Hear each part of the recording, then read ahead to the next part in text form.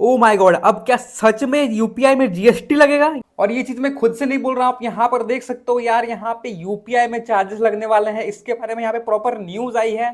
चाहे आप कोई सा भी ऐप यूज करते हैं, फोन पे, पेटीएम, गूगल पे, इस वीडियो को जरूर से देखना, क्योंकि 1 जनवरी से 2026 से कौन कौन से चार्जेस अप्लाई हो रहे हैं, क्या सच में आप लोगों को यूपीआई में यहाँ पे जीएसटी देना पड़ेगा, इसके बारे में जानकारी आप देख लो। एंड कौन कौन से और लिमिट्स लगाया गया है उनके बारे में भी जान लो। देख सकते हो यहाँ पे यूट्यूब पे सब तरफ इसी का चर्चा चल रहा है कि अब टैक्स देना पड़ेगा, अब टैक्स देना पड़ेगा, अब टैक्स देना पड़ेगा, अब जीएसटी देना पड़ेगा, अब जीएसटी देना पड़ेगा।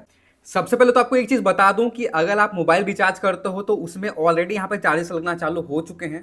जैसे कि यहाँ पे बहुत सारे प्लान्स हैं, तो इनमें से अगर मैं कोई सा भी प्लान चूज करता हूँ, लाइक 599 का चूज करता हूँ, तो मेरे को यहाँ 599 ही देना चाहिए ना। बट मैं प्रोसीड टू पे करता हूँ, तो यहाँ पर देख सकते हो इसके लिए मुझे 604 रुपये देने पड़ेंगे। एंड ये 604 रुपये क्यों लग रहा है उसका भी यहाँ पे डिटेल्स दिया गया है।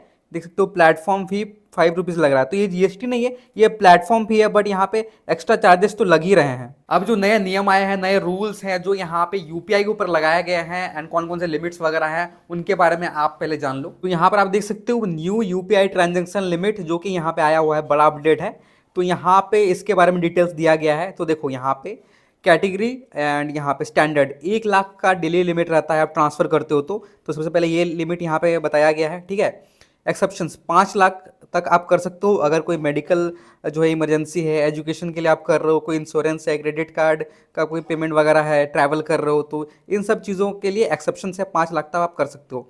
न्यू यूपीआई आईडी, अगर आप एक न्यू यूपीआई आईडी क्रिएट करते हो, नया फ़ोन पे अकाउंट बनाते हो, नया गूगल पे अकाउंट बनाते हो, तो उसमें पहले 24 घंटे तक सिर्फ 5,000 ट्रांसफ़र कर पाओगे, उससे ज़्यादा आप नहीं कर पाओगे। तो ये लिमिट यहाँ पे दिया गया है।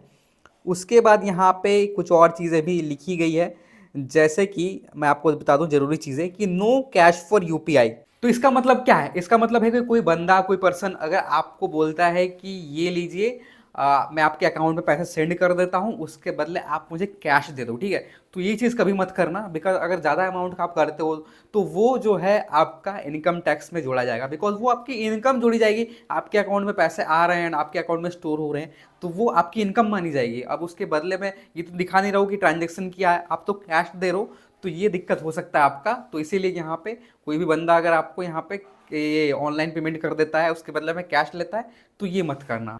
कोई बंदा अगर यूपीआई के थ्रू आपको गिफ्ट देता है, तो वो गिफ्ट भी आपका इनकम में ही माना जाएगा।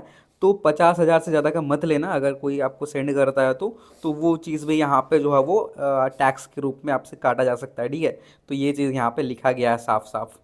इसके अलावा और कोई भी चार्जेस नहीं लग रहा है। जैसे कि डेली हम लोग पेमेंट्स करते हैं, राशन दुकान में, सब्जी दुकान में, कहीं कहीं भी जाते हैं, तो उसमें कोई भी चार्जेस वगैरह देना नहीं पड़ेगा आपको, ऐसा कोई भी लिमिट नहीं है। अगर कोई आपसे कह रहा है ऐसा है, लिमिट आने वाला है, लिमिट लगने वाला है, या फिर चार्जेस लगने वाले हैं, जीएसटी लगने वाला है, तो ऐसा कुछ नहीं है। बहुत सारे ऐसे अफवाहें फैलाई जा रही हैं कि चार्जेस लग सकता है, जीएसटी लग सकता है, ठीक है, तो ऐसा कुछ नहीं है। जो लिमिट्स, जो चार्जेस मैंने आपको बताए हैं, वही बस आपको चार्जेस और लिमिट्स देना पड़ेगा। और रिचार्ज में तो ऑलरेडी से लिमिट है ही, ऑलरेडी से चार्जेस है ही, तो वो आपको देना पड़ेगा। इसके अलावा यूपीआई में फिलहाल कोई भी चार्जेस, कोई भी टैक्स वगैरह नहीं लग रहा है।